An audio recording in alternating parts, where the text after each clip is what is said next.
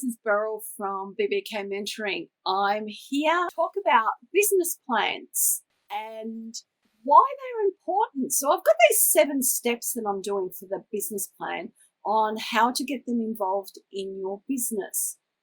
People say to me, I hate planning. I hate writing it down. This is all too hard. This is just overwhelming. So today I thought I would talk about 7 steps for you to get more out of your business plan so it could be more effective. Probably where I should start is who I am. I'm Beryl. I'm from BBK Mentoring. I help small to medium businesses overcome their limitations. So we deal with the nitty-gritty stuff. I'm so sorry, guys.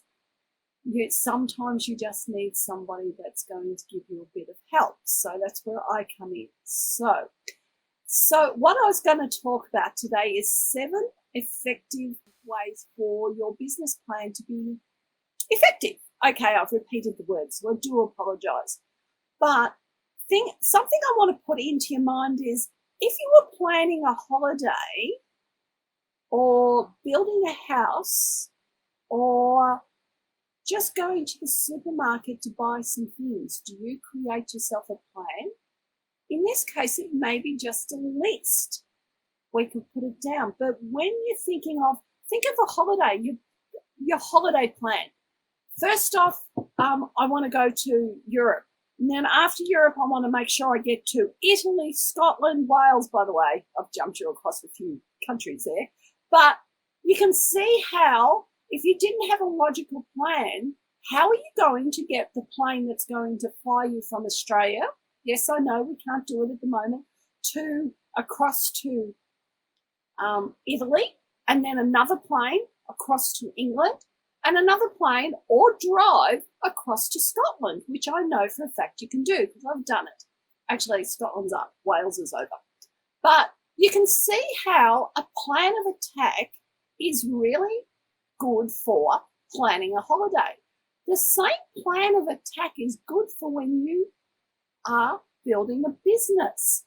So there's 7 things you just need to think about. And the first one is know your audience.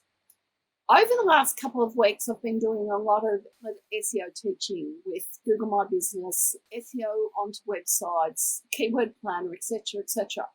We need to know our audience. We need to know what our audience is thinking. So what are their pains? How can we help them? And in this case, what I'm helping you with, what your pain is at the moment is, I don't like writing business plans. So if you know what your audience is, you know how to talk to them. So you can write a business plan based on your business. So that's number 1. Number 2, sorry, I'm just doing a little bit of jumping. I have all my little notes on my computer just next door.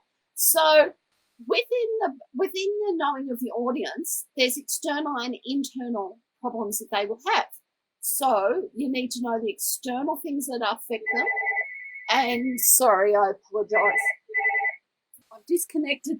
This happened to me last week at the same time, same place. I've actually taken my phone off the hook. So I thought with the business plan, I would actually have my live in my office.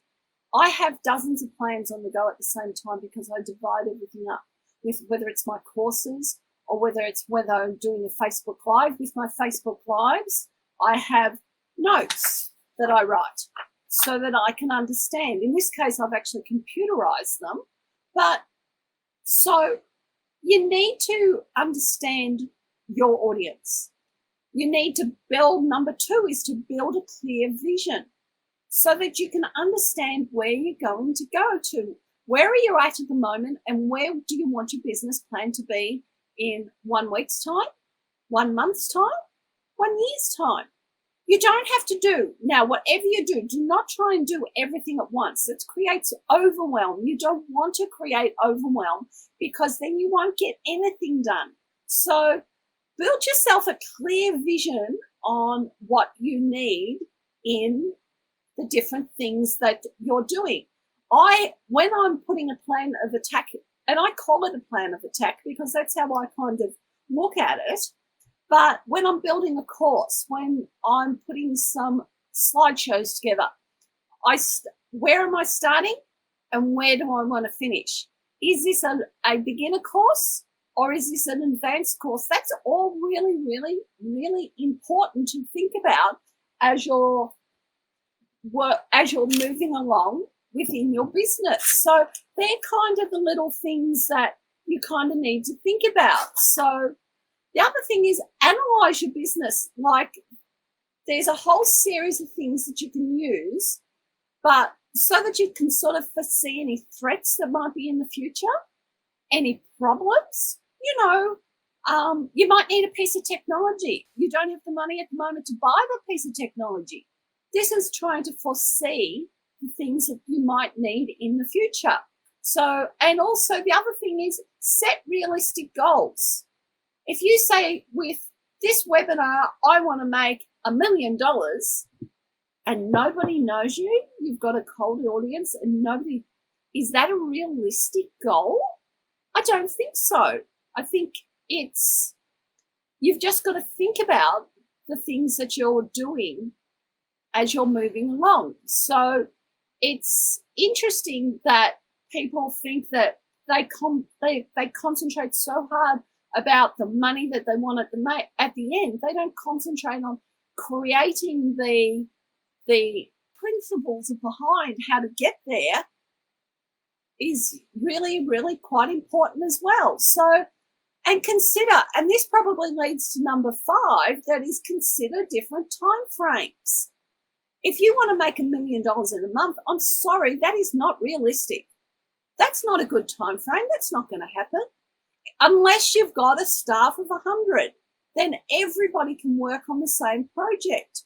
But it still takes time to do things. Just remember the time that it takes when you're doing these sorts of things within planning, because if it's going to take you a month to write the course, to build the course, etc., etc., etc., then you can't say, I'm going to release my course next week. Maybe you're going to release the first 2 modules of the course and build on it later. See, that's creating a realistic time frame going, I know I can build the main module in a week, and if I wait 2 weeks, I'll have 2 modules done, and then I can develop the course as I'm going along. A lot of people that develop courses do this solely. I should breathe sometimes. Yes, I forgot to breathe. I get very passionate about these things and I forget about air. But you can see how if you put an unrealistic time frame or unrealistic goal on top of what you want to do, you're never ever going to even care about the business plan because you're already suffering from overwhelm. You don't want to put stress and overwhelm in your life. You need to sort of be realistic. So consider the different time frames that you have. Another thing that you could is that it's number 6 on it, which is be logical, rational, and conservative. This is similar point. What I've written down there. Similarly, this point is to number 4, which number 4 was set realistic goals, properly supporting any claims and assumptions, fully fleshing out the means of achieving goals, considering the possibility of worst-case scenarios, minimizing the amount of fluff or empty words included in the plan. Can you imagine? Whenever I'm doing a plan, it is nothing fancy. It is not sentences. All it is if I'm doing a course, module 1, module 2, module 3, module 4. Module 1 will be the intro. Fill that out. Module 2 will start the journey so that they know where to start and how to produce the product and things like so. And as I build down, it becomes more and more clear of what I'm teaching. So, and along the way, maybe I have to have PDFs for printable PDFs all available on the course. These are all really, really important. So just remember to be quite logical about what you're doing, but don't make it sentences. It's only got to make sense to you. You don't have to actually share this with anybody. If you've got a group of people that you are building the project with, maybe then you do need to have a couple more descriptive words in there. But if this just for you, it's only got to make sense to you. But as long as it's a logical sequence and the plan moves along, then that's fine. I've written a few things down about how I map things out, and the way I will always start with mindset, because that's what I worry about first. So within my introduction, I always talk about the right mindset of putting things together, how to not become overwhelmed, how to keep yourself on track. When you fall off track, don't punish yourself, whatever you do. How many people have started a course, stopped the course, and then 2 weeks later go, I want to start it again, but I'm embarrassed I'm behind. By the way, there's no such thing as behind. If your business plan gets extended a little bit, that's okay. Don't be hard on yourself. So, and probably number 7 on this, and the most important thing on this, is periodically review your plan. And I know there's a lot of things happening at the moment. People talk about pivoting and where's your business and taking your business from offline to online, which is something I coach a lot. Because of COVID, people are taking their businesses offline to online. That is where I help them along the processes of setting up and understanding SEO and Facebooks and all these different things, and hiring VAs if you're in the position to hire a VA, and think all these sorts of things. So, but periodically check your progress, or review your plan, because you may have started, maybe I'm building a course on SEO, but my audience has said to me, my clients have said to me, I'm not interested in SEO. I'm interested in Canva. So they're 2 very different things at 2 very different areas. With me, Canva's, I have a master's in graphic communication, so I can understand how there's certain people that will be stuck on SEO, and there'll be certain people that will be stuck on the design side. It's all okay. So I'll review just be realistic. So I'm sort of tripping over my words, because by the way, I'm human. I get stuck on my own business plan. I have a business plan on my desk over there. It's a little bit higgledy-piggledy at the moment, because I write everything on different pieces of paper. I also use stick-it notes. When I'm in the middle of producing something very major, half my wall is covered in stick-it notes, so that I can take one off and put it in, and I keep moving it around, because when I build something exactly the same as the business plan, I have an idea in my head, and then I'm led down a different path going, that is really confusing to my audience, to my clients, to my customers, to the people that are going to buy this from me. I wouldn't buy it. So therefore things move. Business plans move as well. They're organic. It's okay for them to be organic. So let me review. Please drop in the chat and see if I can help you. I'd love to know, what do you think of planning ahead, thinking about the series of things that you need to do? I would love to hear from you. I have no idea if anybody has put chats in here, because I basically can't see anything. This is the new Facebook Live. But anyway, I'm going to review what I've put together at the moment. I'm just going to so I get them in the right order. Number 1 is choose your audience. Number 2 is build a clear vision. And the clear vision will be, if you don't have a clear vision, don't stress. That's what the business plan is about. It creates a clear vision because you have written it down. You actually don't keep it in your mind, because the business plan, you think of when you wake up in the morning, your dream, you fall apart. So you forget your dreams.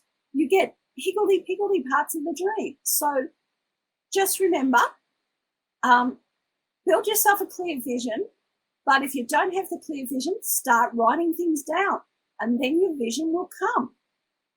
Use business analysis to find out what you need. Set realistic goals. And by the way, use business analysis to see. That can be quite vague, but that's something I can help you with. We can build through your business analysis so that we can create that plan that you're looking for. Time frames. If you want a course out in the next 5 minutes, it's not going to happen. If you say, I can produce a course, a very simple couple of PDFs in the next day, as long as they're clear and precise, of course you can. Be logical, rational, and I always conservative. Because remember, whenever I quote on a job, I always double the time because I so think I can do things faster. And if I have managed to get the job done faster, I don't charge them. So, but I build it into the cost because I can guarantee you, usually it takes me, I can do that in 5 minutes. And suddenly it's taking me 5 hours. So just be conservative. And remember, things take longer to do than you think they will, but that's also okay. Don't beat yourself up about it. So, and I'm due for a haircut, by the way. Periodically review your brain. I periodically review my brain all the time, but that's okay. Review your plan, because as you develop what you're developing, things change. I was not planning on taking my courses online until the end of May. COVID happened. I needed to review my plan.